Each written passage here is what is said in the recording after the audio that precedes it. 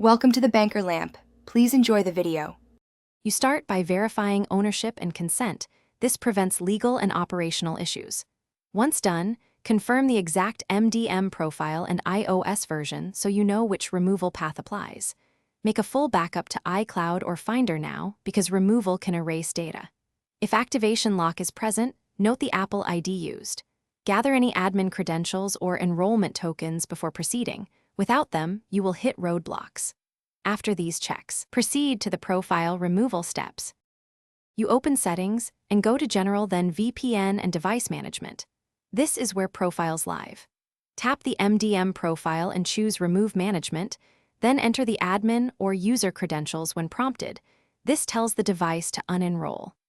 If the Remove option is disabled or the iPad is supervised via Apple Business/School Manager, pause and contact the enrolling admin to revoke supervision. That step must happen server-side. Make sure network access is active, so the device you finish by restarting the iPad and checking settings to confirm the profile and restrictions are removed. This ensures policies are no longer applied. If activation lock or an Apple ID prompt appears after removal, obtain the original Apple ID credentials or present proof of purchase to Apple for unlock assistance. If the device remains supervised or removal fails, escalate to the original MDM admin or Apple support, record error messages, and server ID to speed resolution.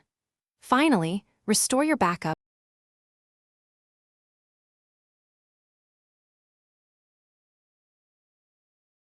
Thanks for watching. If this was helpful, leave a like and consider subscribing. See you next time.